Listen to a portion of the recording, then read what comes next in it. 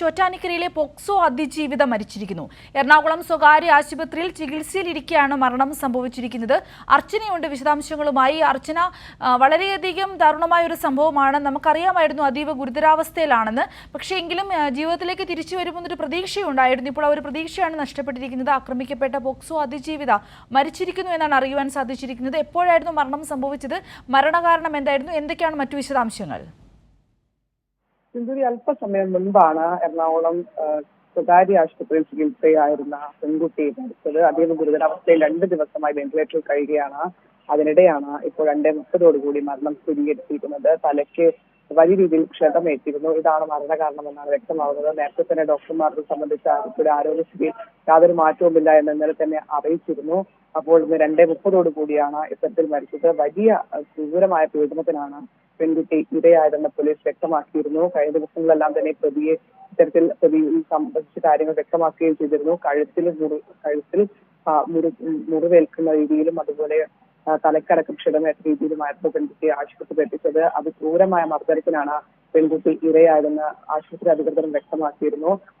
പെൺകുട്ടിയാണ് ഇത്തരത്തിൽ കഴുത്തിൽ കുരുക്ക് മുറിച്ച് ആത്മഹത്യക്ക് ശ്രമിച്ചതെന്നാണ് പോലീസ് വ്യക്തമാക്കിയത്. എന്തായാലും അതിക്രൂരമായ പീഡനത്തിനാണ് പെൺകുട്ടി ഇരയായത്. മാത്രമല്ല 2019 പോക്സോ കേസിൽ അതിജീവിച്ചു വന്ന പെൺകുട്ടി കൂടിയാണ്. അങ്ങനെ ജീവിതത്തിലേക്ക് തിരിച്ചു വരുമെന്ന് ഏറെ പ്രതീക്ഷ വെച്ചിരുന്നു. ഇപ്പോൾ അല്പസമയം മുൻപാണ് ആ പെൺകുട്ടിയുടെ മരണം സംബന്ധിച്ച് സ്ഥിരീകരിച്ചിരുന്നത്. എന്തായാലും കേസുമായി ബന്ധപ്പെട്ട് ഇപ്പോഴും അന്വേഷണം പുരോഗമിക്കുകയാണ്.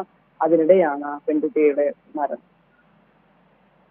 അർച്ചന, ഈ ഒരു അതീവ ഗുരുതരാവസ്ഥയിലാണ്, ചികിത്സയിലാണ്, വെന്റിലേറ്ററിലാണ് എന്നൊക്കെ പറയുമ്പോൾ നമുക്കൊരു പ്രതീക്ഷയുണ്ടായിരുന്നു ഈ കുട്ടി ജീവിതത്തിലേക്ക് തിരിച്ചു വരുമെന്ന്. ഇപ്പോൾ ഈ ഒരു സംഭവം, ഇങ്ങനൊരു പെൺകുട്ടിക്ക് ഇങ്ങനൊരു അപകടം സംഭവിച്ചു അല്ലെങ്കിൽ ഇങ്ങനൊരു കൊലപാതക ശ്രമം നടന്നു തുടങ്ങിയ വാർത്തകൾ ഈ പെൺകുട്ടിയെ കണ്ടെത്തിയ മുതൽ ഈ ഒരു കേരള പോലീസിന് മികച്ച പ്രതികരണമായിരുന്നു നടന്നിരുന്നത്.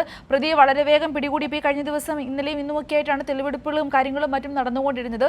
പോലീസിന്റെ പ്രതികരണം ഇപ്പോൾ ഈ ഒരു കേസ് ഇതുവരെ ആ പ്രതിയുടെ മുകളിൽ ചുമത്തിയിരുന്ന കേസ് ഉൾപ്പെടെ മാറിയിരിക്കുകയാണ്, കൊലപാതകത്തിലേക്ക് മാറിയിരിക്കുകയാണ്.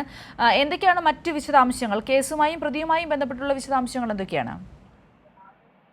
ഇന്ത്യയിൽ പ്രധാനമായും അതിക്രൂരമായാണ് ഇയാൾ പെൺകുട്ടിയെ മർദ്ദിച്ചത്. മാത്രമല്ല ഈ ചുറ്റിക ഉപയോഗിച്ചടക്കം ഈ പെൺകുട്ടിയുടെ ദേഹമാസകലം ഇയാൾ മർദ്ദിക്കുകയുണ്ടായി, മുറിവേൽപ്പിക്കുകയുണ്ടായി. ഈ വിഷമത്തിലാണ് ഈ പെൺകുട്ടി ആത്മഹത്യക്ക് ശ്രമിച്ചതെന്നാണ് ഇയാൾ പോലീസിന് മൊഴി നൽകിയിരിക്കുന്നത്. പ്രതി അനൂപിനെ വീട്ടിലടക്കം തെളിവെടുപ്പടക്കം കഴിഞ്ഞ ദിവസങ്ങളിൽ നടത്തിയിരുന്നു. ആ സമയങ്ങളിൽ പ്രതി ഈ ക്രൂരകൃത്യം വ്യക്തമാക്കുകയും ചെയ്തിട്ടുണ്ട്.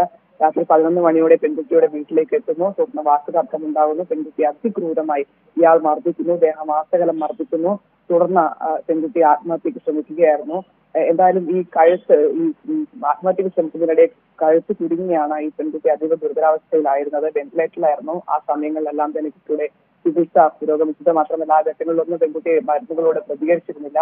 ഇപ്പോഴാണ് 2:30 ഈ മരണവാർത്ത വരുന്നത്. എന്തായാലും പ്രതിയെ സംബന്ധിച്ച് പ്രതിക്ക് ക്രിമിനൽ പശ്ചാത്തലമുള്ള ആളാണ്. പെൺകുട്ടിയെ നേരത്തെയും ഇത്തരത്തിൽ ഇയാൾ മർദ്ദിക്കുകയും ഭീഷണിപ്പെടുത്തുകയും എല്ലാം ചെയ്തിട്ടുണ്ടെന്ന് പോലീസ് വ്യക്തമാക്കുന്നുണ്ട്. എന്തായാലും ഇപ്പോൾ അന്വേഷണം ഇതുമായി ബന്ധപ്പെട്ട് പുരോഗമിക്കുകയാണ്. തെളിവെടുപ്പും ചോദ്യം ചെയ്യലും അടക്കം പൂർത്തിയായിട്ടുണ്ട്. പെൺകുട്ടിയെ സംബന്ധിച്ച് പ്രധാനമായും ഇയാളുടെ അമ്മയുടെ മൊഴിയിൽ പറയുന്നത് പെൺകുട്ടിയെ നേരത്തെയും ഇയാൾ മർദ്ദിക്കുകയും ഭീഷണിപ്പെടുത്തുകയും വീട്ടുകാരെ എല്ലാം തന്നെ ഭീഷണിപ്പെടുത്തുകയും ചെയ്തിട്ടുണ്ട്. മാത്രമല്ല മറ്റ് കേസുകളിലും ഇയാൾ പ്രതിയാണ്.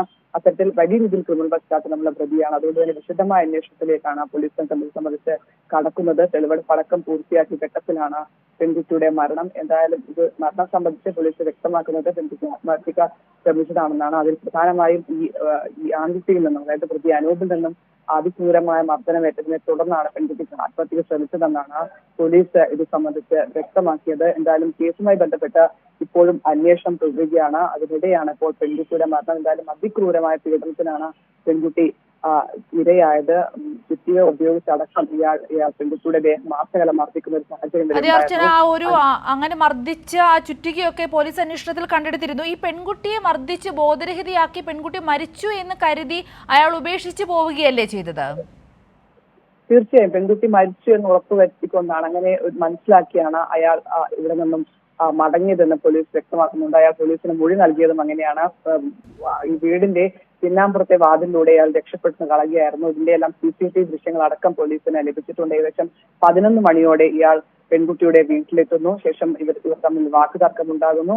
പെൺകുട്ടി അതിക്രൂരമായി മർദ്ദിക്കുന്നു. ചുറ്റിക ഉപയോഗിച്ച് ദേഹമാസകലം മർദ്ദിക്കുന്നു, തല ഭിത്തിയോടിടിച്ച് പരിക്കേൽപ്പിക്കുന്നു. അങ്ങനെ വലിയ രീതിയിൽ ക്രൂരമർദ്ദത്തിന് ഇരയായ ശേഷം പെൺകുട്ടി ആത്മഹത്യക്ക് ശ്രമിക്കുകയായിരുന്നു. അതിനിടെയാണ് കഴുത്തിൽ ഇത്തരത്തിൽ കുരുക്ക് മുറുകി പെൺകുട്ടി അതീവ ഗുരുതരാവസ്ഥയിലാകുന്നതും. തുടർന്ന് പ്രതി ഒരു പുലർച്ചെ 6:30യോടെയാണ് ഈ വീട്ടിൽ നിന്നും പെൺകുട്ടി മരിച്ചു എന്ന് കരുതി പിന്നാമ്പുറത്തെ വാതിലിലൂടെ ഓടി രക്ഷപ്പെട്ട് കളയുകയും ചെയ്തത്. ഇതിന്റെ എല്ലാം CCTV ദൃശ്യങ്ങൾ അടക്കം പോലീസിന് ലഭിച്ചിട്ടുണ്ട്. എന്തായാലും പെൺകുട്ടി കഴിഞ്ഞ ദിവസങ്ങളിലെല്ലാം തന്നെ അത്തരത്തിൽ മരുന്നുകളൊന്നും പ്രതികരിക്കാത്തൊരവസ്ഥയായിരുന്നു.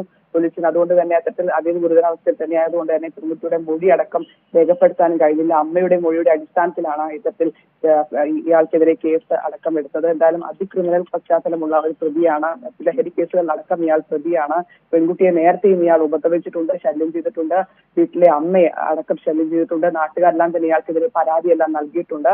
എന്തായാലും പ്രതിക്കെതിരെ ഇപ്പോൾ വിശദമായ ചോദ്യം ചെയ്യലിലേക്കും അന്വേഷണത്തിലേക്കും കടക്കുകയാണ്. അതിനിടെയാണ് പെൺകുട്ടിയുടെ ഈ മരണ വാർത്ത പുറത്തുവരുന്നത്.